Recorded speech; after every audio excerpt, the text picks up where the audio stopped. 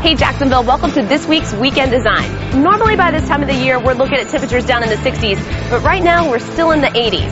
That doesn't mean though that you can't start planning your winter wardrobe and sprucing it up with accessories like a scarflet. So we're here at Anomaly and 5 Points, and the owner Emily Moody is going to teach us how to make this pretty little scarflet. Let's go inside.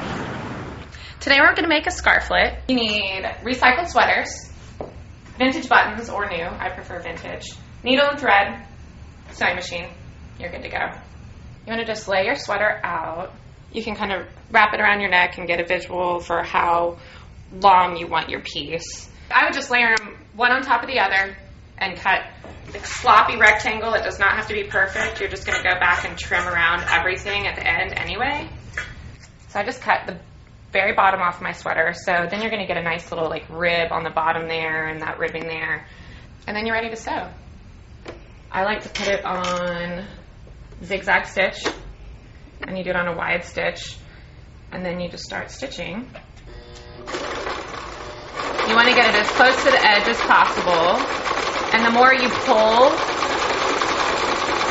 the more of a ruffle it's going to create. This is basically similar to serging, except without a serger. So now we've sewn around all 4 sides of our ruffle scarflet. I'm just going to go back to the edges and trim it up. If you get close enough when you're stitching it, you don't even really need to trim it up. It's really all up to the maker. You can't mess this project up. You can make it your own with your own style. You go with it, and that's what gives it that whimsical feel, I think. So that's the body of your scarflet. Now all you need to do is add a buttonhole and add your button, and you're ready to rock and roll.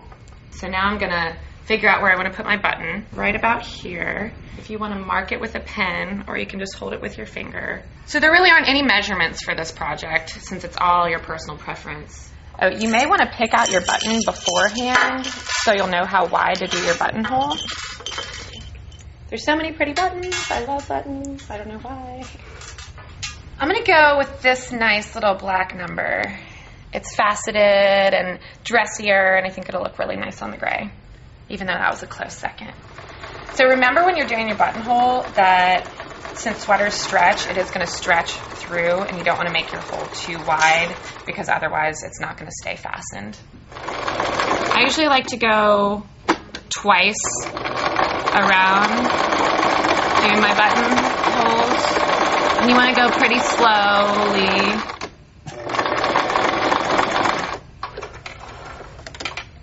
You can just seam rip or cut your buttonhole open. And just be careful not to cut the threads on either side, because that'll make your buttonhole fray. There we go. Now all we need to do is sew our button on. I'm going to measure this one more time around my neck. So I'm going to sew my button right there. Stitch this button down pretty good. You don't want it popping off when you're trying to keep your neck warm. Now you're ready for your first fall day. The best part, it's quick and easy, but it makes a nice statement. So cute. You can throw it with a tank top or a short sleeve t-shirt and a jacket, and then at least keep your neck warm when it's a little bit cooler out without bundling up with a giant scarf.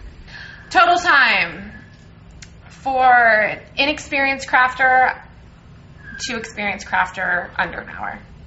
Cost, under $5 for sure. If you wanted to add some embellishments or any trims or anything, that would be at your discretion, but otherwise, a couple bucks.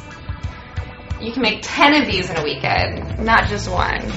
If you're interested in cool independent design, check out Anomaly. We're open 11 to 6, Monday through Saturday. We also do private parties, craft nights, girls' nights. Check our blog, anomaly5points.blogspot.com, for more information. Thanks, Emily. For more Weekend Design, be sure to check Jacksonville.com every week. For Jacksonville.com, I'm Amanda Warford.